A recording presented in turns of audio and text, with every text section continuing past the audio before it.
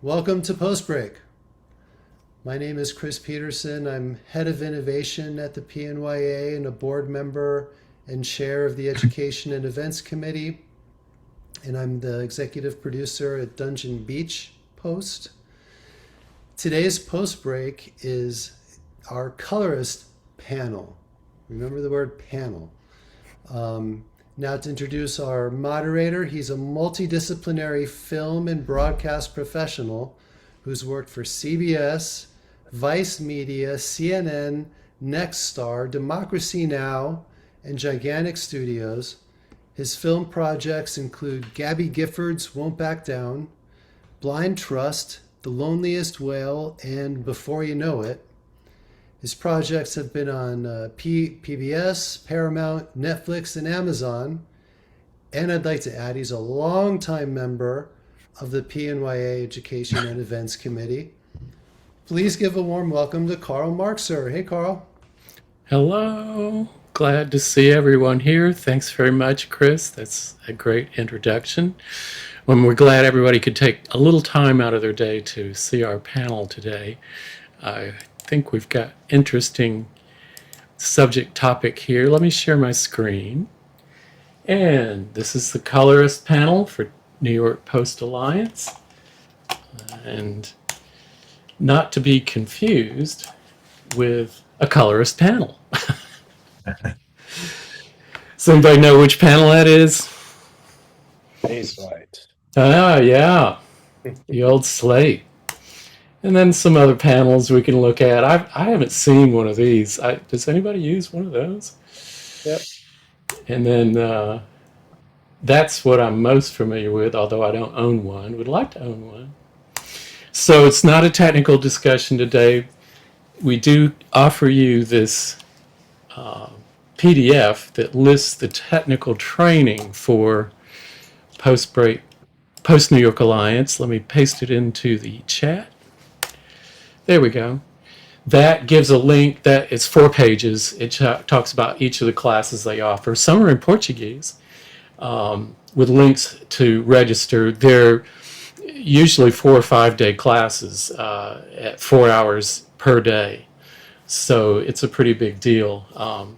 The QR code there leads you to get on the mailing list for those to be when they get announced. This is the schedule for April, May, June. And so some of the classes have already passed in April, obviously. They're also free. Right, they're all free. So this is our real colorist panel today. We have Evan Anthony, senior colorist. He started his own company, Ronin Color LLC, formerly of Goldcrest. We have Twain Richardson, also formerly of Goldcrest, but he's freelancing, senior finishing artist and colorist. And Jason Saulog, formerly of Los Angeles, moved here 3 years ago, and we'll let him explain his story. It's a very interesting story. And then me again. So let me unshare my screen. That gets us started. So why don't we start with Jason, and let's see, stop share. There we go. Start with Jason. Tell us your story, Jason. You were a blackjack dealer? Yeah, I grew up in Las Vegas, and I went to film school out in California, and I was a little burned out afterwards, so I went back home, and I ended up caught in the casino industry, which is surprisingly difficult to get out of because it's so easy to be in. And I was there for about 6 years. And I bought a one-way ticket to New York and then a one-way ticket to Los Angeles from New York. And then I was in LA for 17 years. And I moved out here in the summer of 2024. Cool. Yeah. So was the move worth it? Oh, absolutely. I've always felt more at home in this city. Yeah. Obviously, there's a lot I miss about LA, but driving's not one of them. Yeah, I lived in Atlanta for quite a while, and driving is similar to LA, non-stop. I mean, you spend so Right. much time in traffic, and it's kind of a joy to be here in New York and to be Yeah, complaining that you have to it's go not 10 blocks away to an event because it's a long walk. right. But it's, when someone tells you they're an hour away here, you can take a nap on the train, or the bus. But like an hour in traffic in LA, that's just going to take everything out of you. Yep, yep. So, Evan, I hear you went to, this is after we planned the meeting all out. You went to NAB? Sure. I could talk about that, or I could give you a little background about me first. Hi, I'm Evan Anthony. I'm a native New Yorker. I've been in this industry since 1990. I started at Showtime Networks as a PA and decided I wanted to be a editor. Back then it was tape editing, and left Showtime to be a night assistant and work my way up, day assistant, night editor, day editor. One of the early avid adopters, and did one of the first New York broadcast jobs on the Symphony as a color corrector. And for about 10 years was doing editing and color correction. And shortly after Blackmagic bought DaVinci and came out with the DaVinci Resolve, I learned that and slowly migrated to just doing color correction, which has been solely what I've been doing for over 17 years. And here I am now. Great. But yes, just came back from NAB in Vegas, and it was a really interesting NAB. Um, AI was certainly front and center, and I'll certainly talk about that in my section. But unlike last year, where it was all about generative AI, um, this was more about tools. Certainly, there was some talk and vendors showing generative AI, but the at least the focus seemed to shift from last year that into tools for deliverables, conforms, QC that use some sort of machine learning or AI. Well, let me jump in and ask Twain. Twain's been using AI in his production process. Uh, Twain, tell us what you do with AI. Yeah. So the thing is, AI has been around in for a good while now. More so machine learning. It's since, the rise of Chat GPT and Claude is where you hear most of the tools are being called AI. Um, but they've been around. One of them is the Magic Mask in DaVinci Resolve, which has been around since I think like 2018. I mean, we've been using that to do, minor rotoscoping for years. There's also the object removal as well, where one can remove a certain object from a scene. There's face refinement, face detection, speed warp. There's the scene cuts detection, where you can pretty much put 1 hour show on the timeline and have Resolve go through and pretty much cut it up for you so you can start, doing finishing and color. So these are tools that we've been using for a couple of years now. Topaz AI, a software outside of Resolve, is one as well that we use whenever we're working on, for instance, documentaries and we need to upscale like low-res media to high-res media. So yeah, these are some of the tools that we've been using. It's just now, they're being called AI because of the whole AI. That's what it seems like to me. There's a lot, and there's a lot more they can do. I was using DaVinci Resolve to edit a project this week. And if they could just predict what you're going to do next, and you could say, no, I'm doing something else, but yes, that's what I want to do next. If it could just do a little predictive type setup of what you're looking for, would help tremendously. Well, the Resolve, DaVinci did add a couple more AI tools in the new version, which is still in beta, which can do something similar to what you're asking. But again, like even outside of Resolve, as Evan mentioned, there are tools that are being built so that you can automate the process of, for instance, moving from Premiere into DaVinci Resolve. So yes, there's a ton of tools out there being used. Yeah. So one of the questions we have is, can you talk, and this is to anybody, Can you talk about business models you're finding as a colorist? Mostly salary versus infrastructure. Infrastructure. So I can go ahead first. From the finishing point of view, what I've been noticing over the past couple of months is that for the small to medium studios, they are not necessarily taking on a lot of real estate space. So what they're doing is they probably have one room where if, for instance, a client needs to have a review, you can go to that room and have a review. But what they're doing is that they're using cloud infrastructure. So for instance, computers being stored in the cloud, and a lot of freelancers spread throughout. So for instance, I worked on a project a couple of weeks ago where one of the finishing editors, I'm based here in Jersey. There's another finishing editor based in LA, while Colorist is based in Boston. Yeah. So again, that's where I see things going, is that we're using more freelancers versus having staff, colorists, and finishing editors. Yeah. Evan, when we talked about this earlier, you were talking about colorists who work at facilities versus freelance.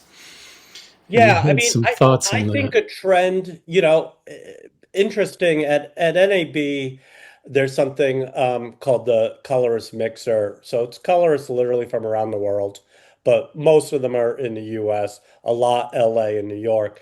And one theme that just kept getting talked about is to loop it back to AI is how we think the tools are affecting the industry and will affect the industry. Um, Most people agree that for color correction itself, it's going to really be a while, so no one knows. I, it's interesting. People that are not as doing higher end stuff feel like, oh, it's going to eliminate conform artists. I No one really thinks that. I was talking with, a bunch of, 20, 30 of the top colorists in the country, and everyone just feels it's a tool. It's going to help streamline stuff, to happen. Like right now, there's tools that Baselight's doing and other third-party companies, and I'm sure Resolve will integrate this, that will take your reference file and automatically resize each shot in just a matter of seconds to match the reference file. Something that sometimes can take a conform editor hours or days. So it's not going to eliminate anything. It's just going to let you have more time to do other stuff. And like Twain was mentioning, in the beta version of Resolve, there is some image matching now. So you can have it analyze your source footage and then type in prompt, show me the red car, show me this person, show me that. All that are just tools that are going to help us streamline our process. And the fact is that budgets, have decreased. So anything that streamlines the process, I think is a benefit. I am definitely not in the camp that it will eliminate roles. It will just change roles, and as long as you are open to changing, you'll change with it. Yeah, I think one of the best tools DaVinci has going over Premiere is the reference movie, and anything they can do. What I do is cheat in Premiere and bring the reference movie in and put it in the frame and try to match to it that way. But that's just not. So having tools that will actually adjust, because a lot of times when you come from something else into DaVinci, there's little slips and slides, things do Right. weird things, the wrong thing shows up. So having a AI tool that would help solve some of those problems would be. And that, Twain kind of hinted that there were a few vendors showing or talking about stuff at NAB. Honestly, the a couple I saw were what I'll call vaporware, because they couldn't answer pretty basic questions. But then there's one company called Conform.tools that it has something that is specifically for taking a Premiere project and moving it to Resolve. And I've used it. I know people who have. I was talking to a LA colorist the other day, and he was like, "Oh, that thing saved me about 4 hours." you know, and it was just fixing stuff. And from talking to the people who created it at NAB, they are having very positive talks with Avid about getting be able to do a version that will take a Media Composer project and move it into Resolve that would fix common sizing and other things that just don't translate as well. So I think I'm excited for tools like that, and I think we'll start seeing them more and more as honestly people come up with a problem or have a problem in front of them, and then they start using AI or machine learning to help solve that problem. Interesting. I saw a post, Avid is having to stay relevant here. They haven't really updated much. But I saw a post this morning saying that Avid is all in on AI. It Yeah, didn't I mean, explain what that meant. Avid at NEB seems to be all in about auto editing, which I don't know what that is. I mean, I know what it is, but I don't know what it means. I'm more talking about tools that don't replace something you do, just help you do it more efficiently. Yeah. Um, so that's my thing. Yeah, I'm not so keen on auto edits. So much of the time I spend finding the point within a few frames, even where I want to make the transition, and it's a matter of timing and listening to it. And Yeah. I don't see how an auto, I mean, you could say 5 frames or 7 frames after the end of the dialogue, switch frames, but that's not going to always be true. And Right. it's more the feeling. AI doesn't have feelings yet. Yeah. No, but what AI does let you do, like I recently worked on a project where I got the clip. The time code did not match. It was an interview, so there was no visual thing.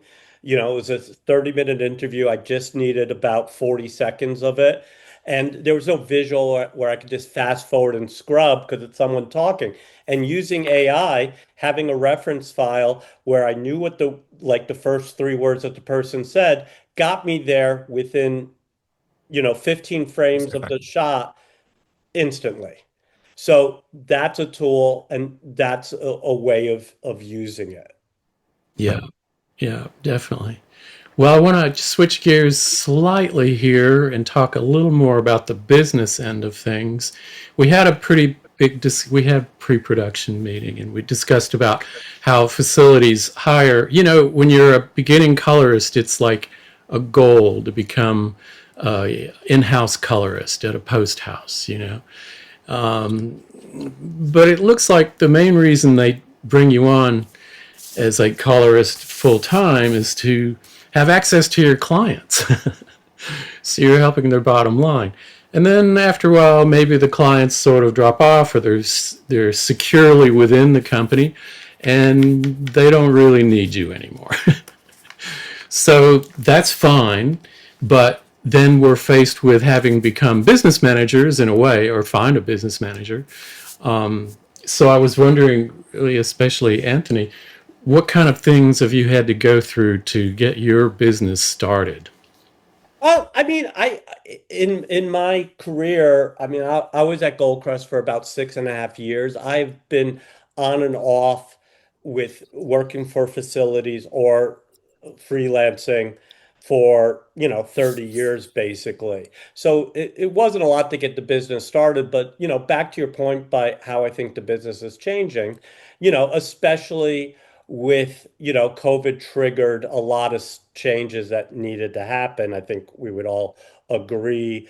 And what you are seeing, and what I was hearing from people at NAB was how many post houses are using more freelancers now. So instead of having, which was back in the day when I was an editor, most editors were staff at a post house.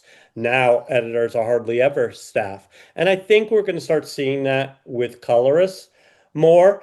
Some places will contract, like you'll be freelance or without benefits, but you're limited to only working at a particular place, which I don't necessarily agree with, but it's happening at some major facilities. Um, But I think you'll see that instead of having 6, 8, 10 staff colorists, there might be 1, 2, 3 staff colorists and then a bunch of contractors that are either per job, or they'll say, okay, Evan, we'd like to hire you or have you available for 3 months or 6 months. And that is certainly happening. Yeah. Both, I'll speak for New York and in LA, because Yeah. that's what people are talking about. So, what steps have you taken that you maybe didn't even anticipate to get your business started?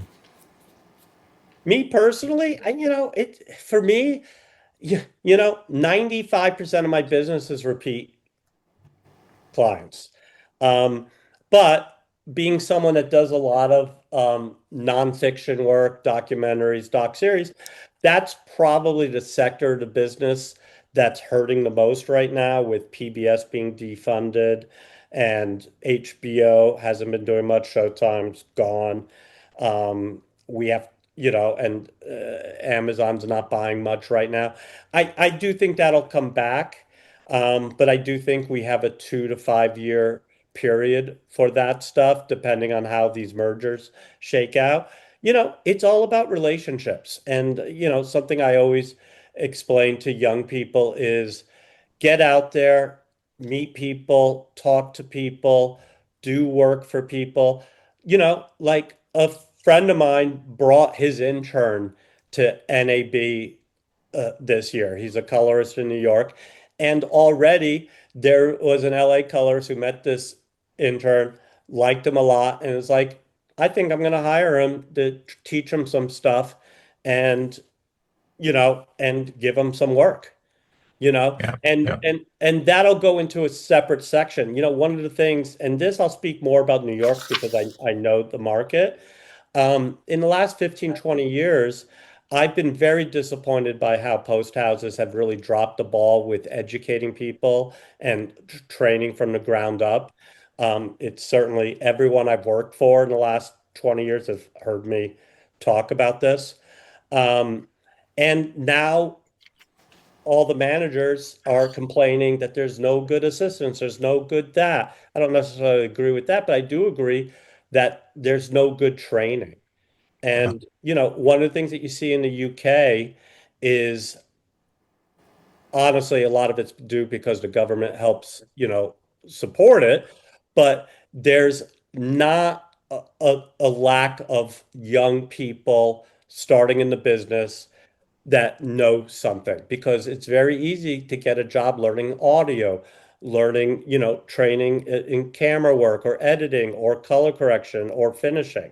It's fairly common. And these classes are basically free or very low cost. And facilities, I learned everything in-house at facilities. And that process really doesn't exist anymore. Yeah, I think Jason, didn't you have some thoughts along those lines? Yeah, I mean, coming into the industry these days it's less clear how you're supposed to come in and how you're supposed to move up and how you're supposed to get where you want to be. I mean, when I was younger, there were still editing apprentices. That's extremely rare now. It's just like Evan was saying, it's much harder to, you know, uh, learn from the ground up at like a post house. Um, and also, I think part of that too is people come in and because they don't know where they want to go and how they want to go, the lack of a clear path also gives them, and this is going to kind of bleed into pay. The lack of a clear path doesn't give them a clear scale of what they're worth, in terms of what they bring to the job and what they can grow into or what they have now. So, a lot of people come in, nobody talks about pay, nobody talks about how you're supposed to get in, or how you're supposed to land the first job. So everyone's first move is to say, I'll do a million things for almost no money. And the problem with that is when you do that, you are setting the precedent for how everyone will negotiate with you moving forward. Not just in the sense that you are talking to this guy and he's going to talk to other people, but it's now set in your own head. And you're going to walk into every negotiation going, well, I only have so much experience, which, like at the end of the day, that's more about how you feel about yourself. And that doesn't have as much to do with what you're worth. Because at the end of the day, like whoever is contracting you, they're making a certain amount of money off of you as well. They're not making a fortune off of you, but they're not making nothing off of you. So you shouldn't be charging them nothing either. And also, talking with younger people, another thing I've found too is they don't feel they have the right to ask for a proper amount because of lack of experience, or what they feel is a lack of experience, or they feel like they're not as great as, whoever it is they have in their mind to get that rate. And so, there is an average rate in the industry for any given position, and that average is always going to be moved by the highest rate and of course the lowest rate. So if you underbid by too much, you've essentially lowered everyone's pay by accident. So, I find that happens quite a bit. And then sometimes it happens on purpose too, so you'll have some businesses that are a little more ruthless, and they will kind of get rid of senior people and replace them with junior people simply because they're cheaper, and the junior people don't feel empowered to ask for more than what they were getting paid in their junior position. So I don't know. I feel like just like Evan was saying, you got to get out there and you got to talk to everybody, and you have to gather the data of where are you actually in this field? What are you actually worth? What are people actually getting for what you're providing? And yeah, it's just trying to figure out how to negotiate for yourself and by default everyone else. Now, obviously the weight of the industry is not on each incoming person's shoulders, but we're all part of a community. So, you may as well kind of go out there and participate. Oh, and the other thing that I've noticed too is a lot of times, business moves fast, and there's a lack of contracts or deal memos. I feel like the tools will change, the skill sets will change. I will come in with certain skill sets that other people don't have, or I'll come in deficient in certain skill sets that other people do have. But I feel like what I bring to the table, and what I feel everyone kind of should bring to the table, is, sort of like clarity, and clarity of communication and of purpose. And that's essentially all a deal memo is. That's all a contract is you're just making it clear right in the beginning, this is what you're expecting from me, right? And this is what I'm expecting from you, right? And then you have rules to move forward with. You're not going in, and it shouldn't be one-sided, where one side offers terms and the other says, or excuse me, the one side offers terms and says take it or leave it, and the other side goes, all right, I guess. It's always going to be a negotiation, but you're not going to be able to do that in good faith unless you have something in writing. And just because you commit something in writing, until it's signed, it's always kind of open, but you should throw it out there. And, especially like, in negotiation of pay in a contract, what I like to do sometimes is kind of throw out like, okay, well, what's your cap? And then here's my minimum. Let's aim for somewhere in the middle. I like to negotiate in good faith. Obviously, not everyone negotiates in good faith, but I can't walk into a situation assuming that everyone's trying to screw me over. I just can't. So and I also know a lot of times, post houses will be running in the red until they aren't. So, they're not super rich. So I'm not going to assume that they're lowballing me just cause. So, I'll just operate in good faith like that. And it makes it simpler. And then, if they are screwing you, you'll find out. Yeah. And Well, I could add to that a little. Jason and I were talking about that.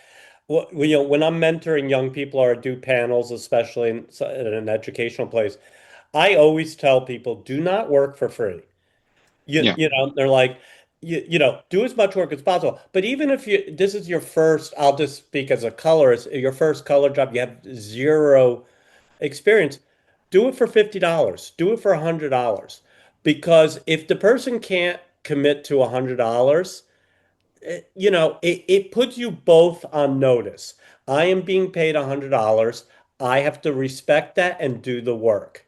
In theory, they're paying me $100. They have to respect it on that side. Now, of course, that doesn't happen, but we've all been screwed by people paying us $100 or people paying us $100,000. So, Yeah.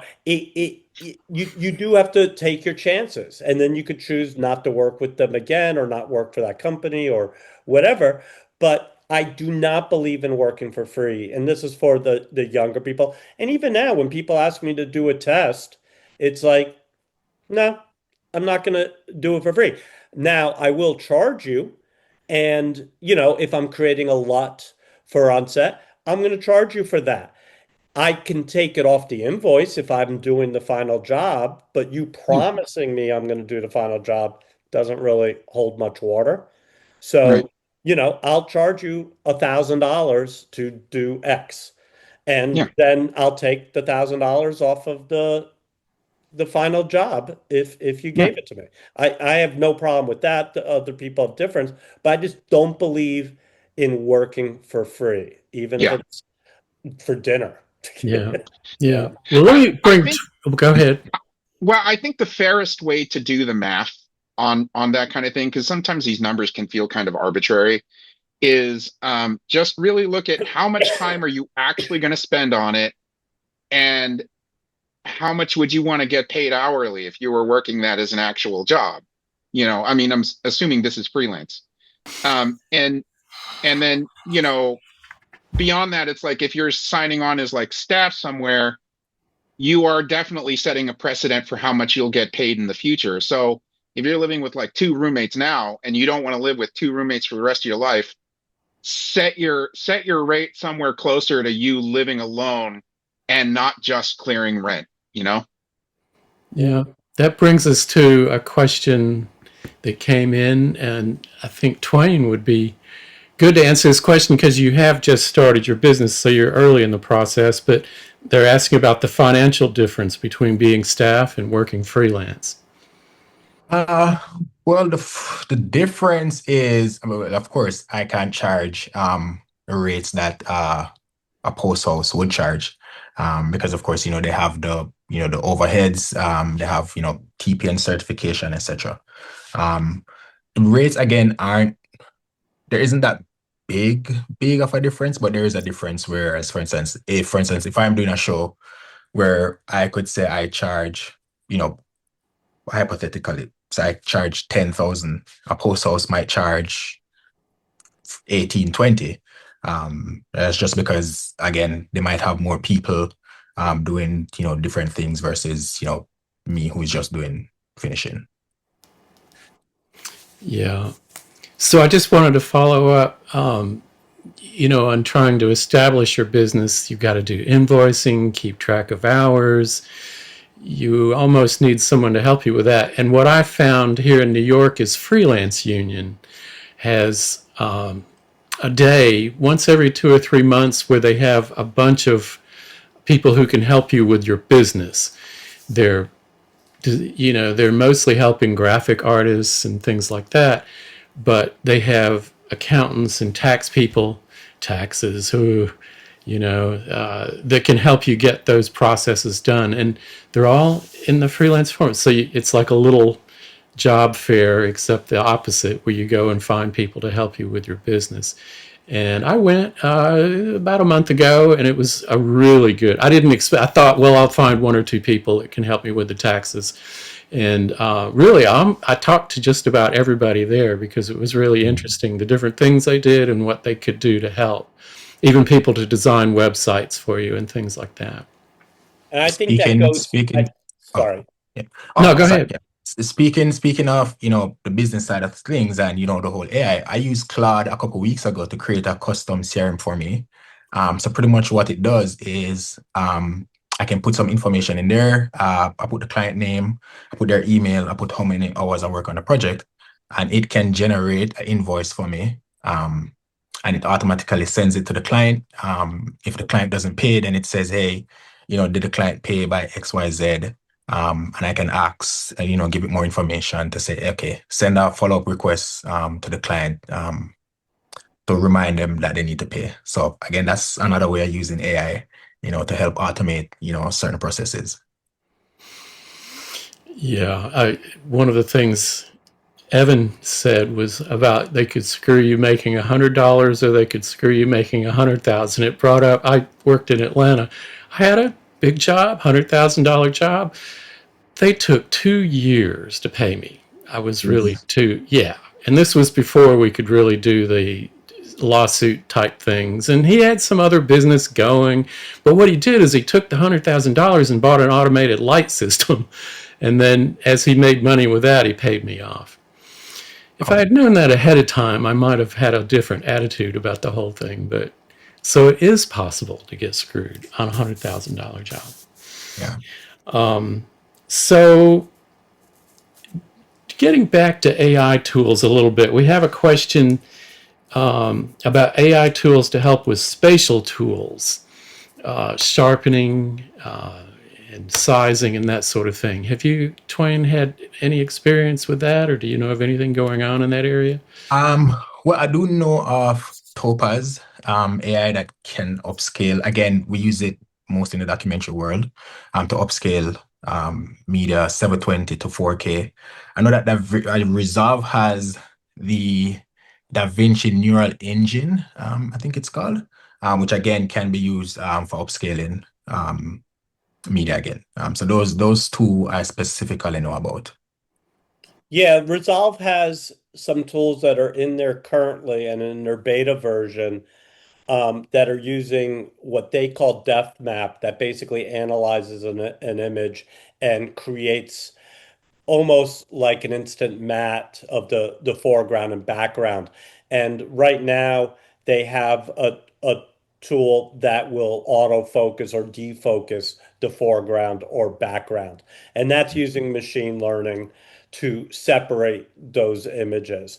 They also, excuse me, have a new AI sharpening tool that will, not regenerate an image, but using machine learning to find the edges and put back more detail that was being lost in the sharpening. And all that's just growing.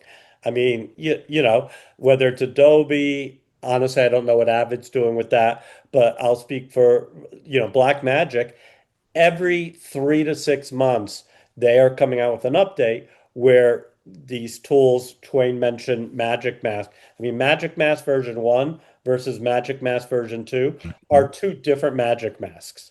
I mean, Yep. as far as quality, it's light years. And what's in the beta version now will automatically create a black and white matte for you, so you don't have to retract the mask and all this. And it's fairly instant in the testing that I've been doing. So all this is, and Baselight does stuff like this. I mean, all this is just growing, and it's not going to eliminate jobs. It's just going to enhance what we could do and give us tools to do it.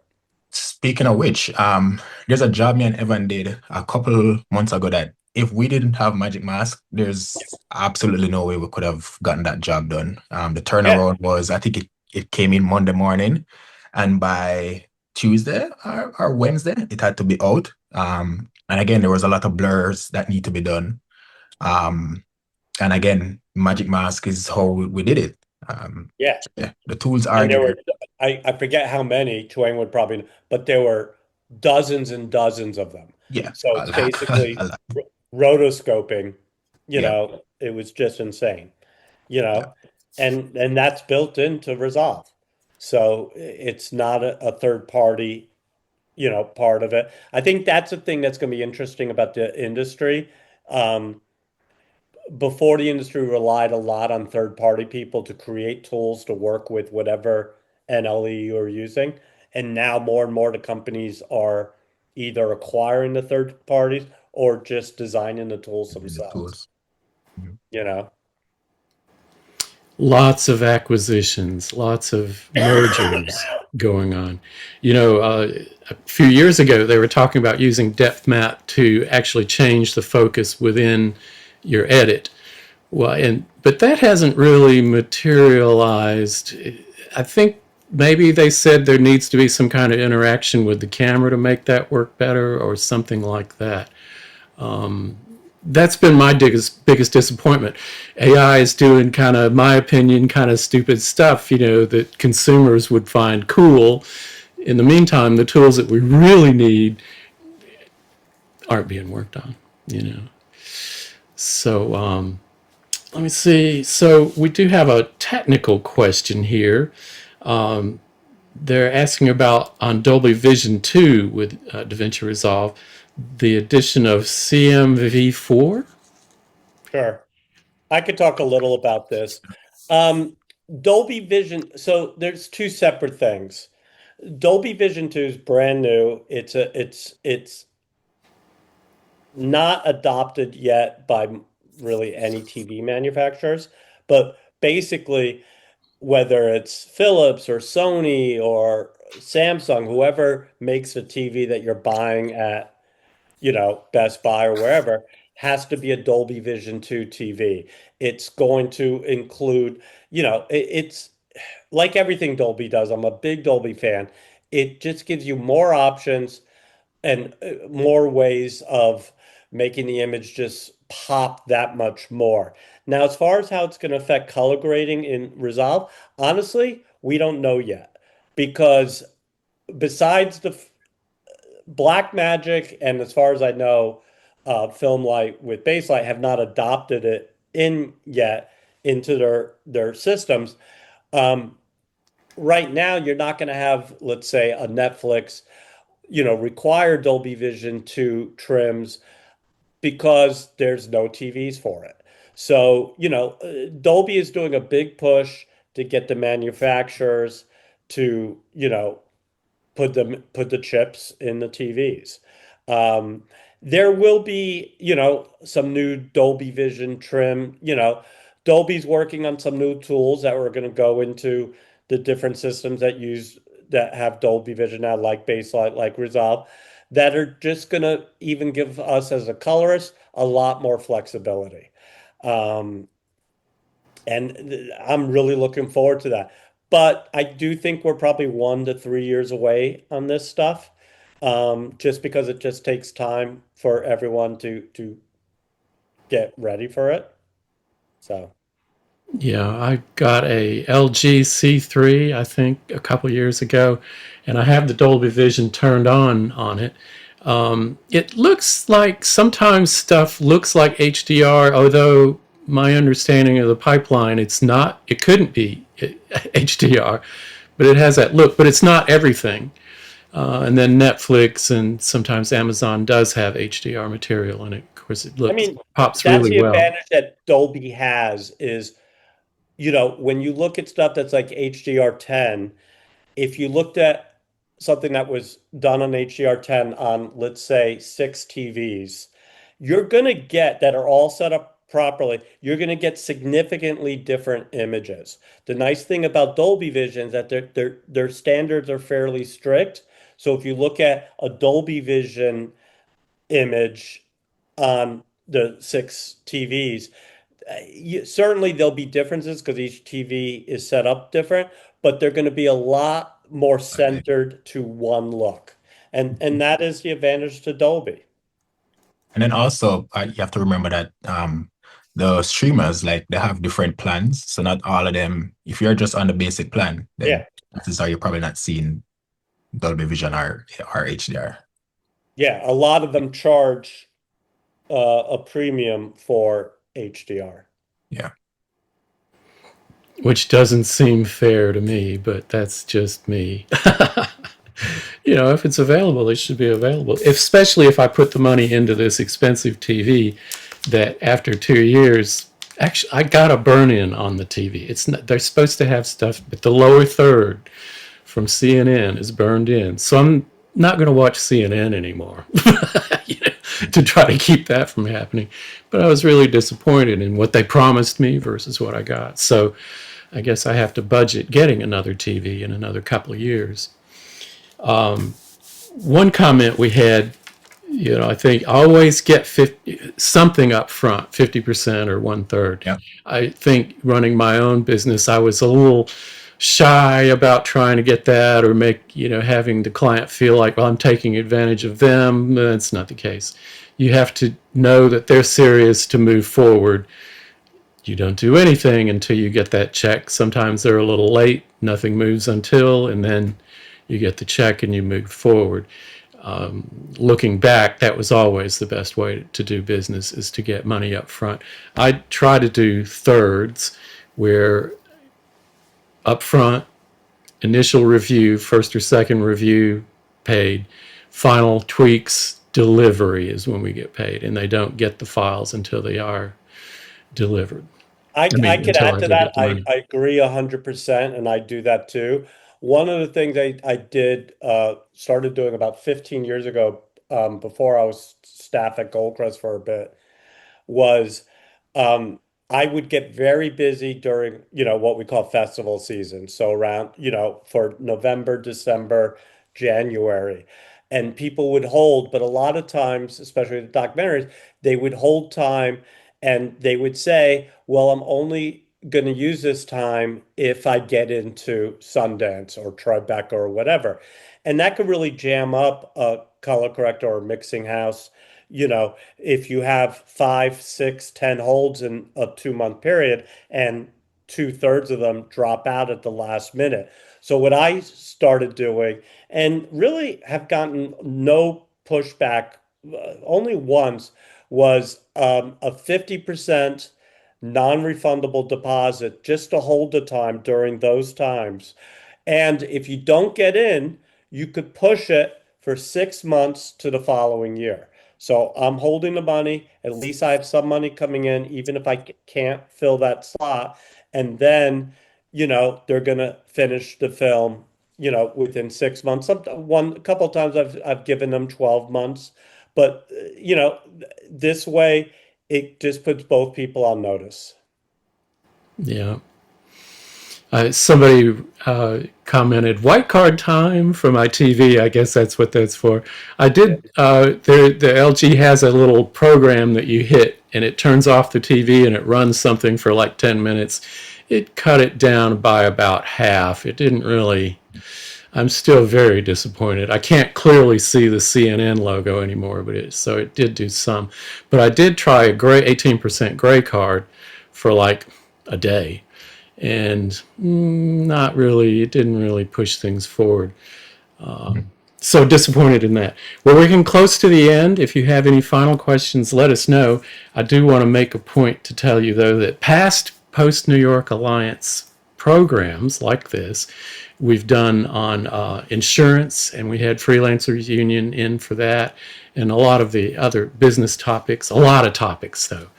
Many, especially for assistant editors getting into the business. And the one we did with Shelley Westerman was just fantastic about how she, her whole process of bringing people in and bringing them up, and how she's the mama bear and fights for her people and the things she has to do that. She can't always win, but she does fight for her people. And I too, with my business, I shoot and edit.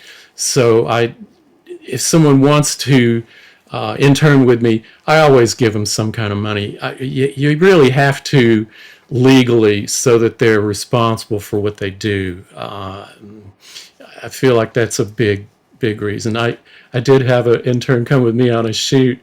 And I said, oh, a few months earlier, I told him, well, I'll give you $100. And he helped me on the shoot. It was only a couple hours. So I sent him $50 and he goes, didn't you say 100? And I immediately sent him the rest of the other 50 just to not be in trouble.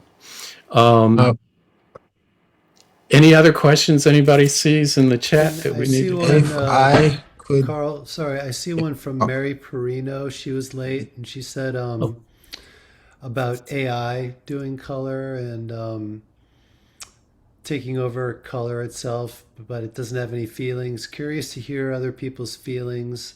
There are tools being marketed out there that color grade for you, but of course it looks terrible. But maybe Evan, or what did you see at NAB in terms of AI trying to do color? It was all bullshit, to be blunt. Again, I mean, there's an auto color button in almost every color system out there. I don't think any of us have used it. Do I think that maybe 5 to 7 years we'll have something that will help match maybe two different cameras? But, being someone where I'm lucky if my clients use the same camera for the interviews, that's part of my skill set, is matching, what, even if whether it was shot well or not shot well, you, you know, but as far as like fully color grading, there are some tools out there. I did look at a couple of them.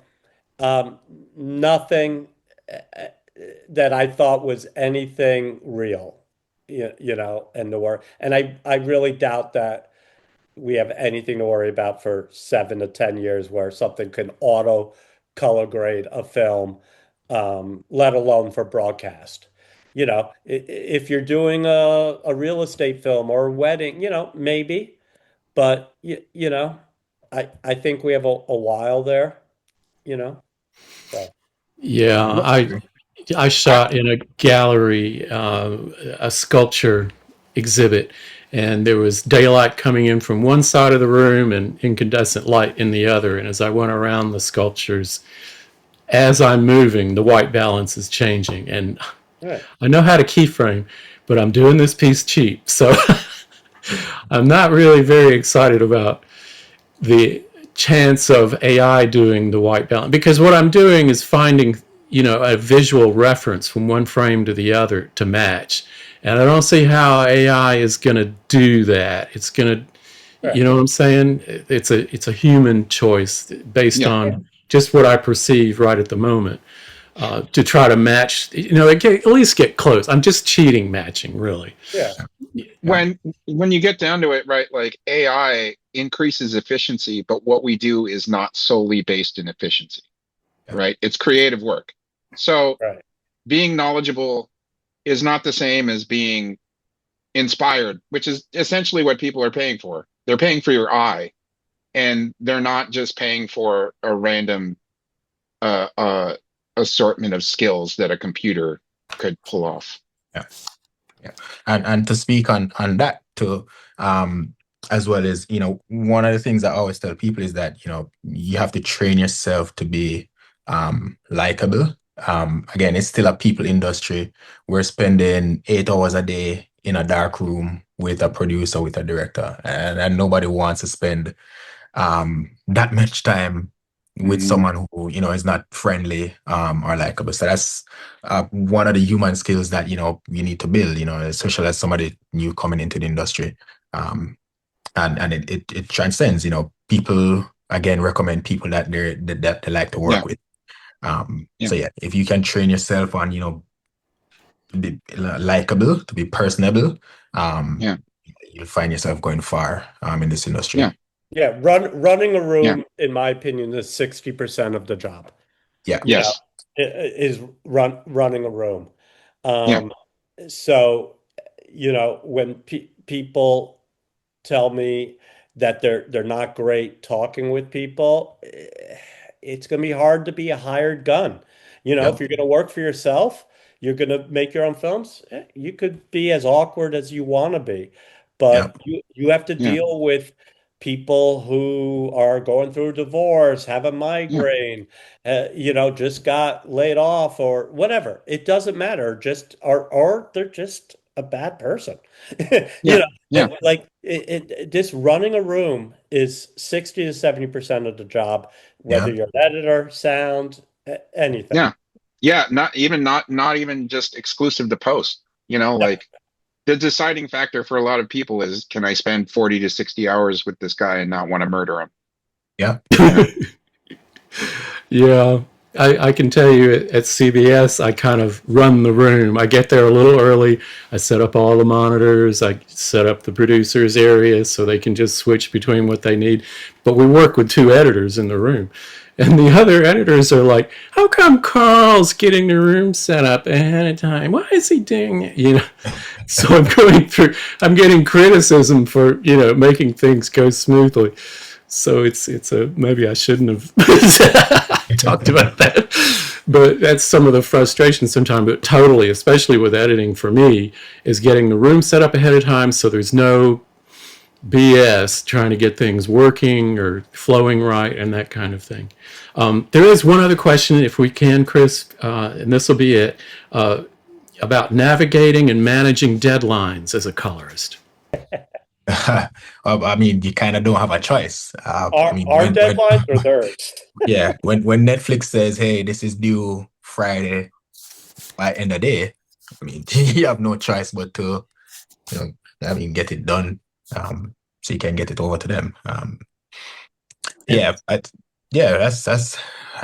the whole I manage it is just have to get the work done. Yeah. Yeah, and I'll add to that. I mean, Twain and I have worked together on dozens of projects, and we've had ones where we've had plenty of times, and we've had ones where we're working late and 7 days a week.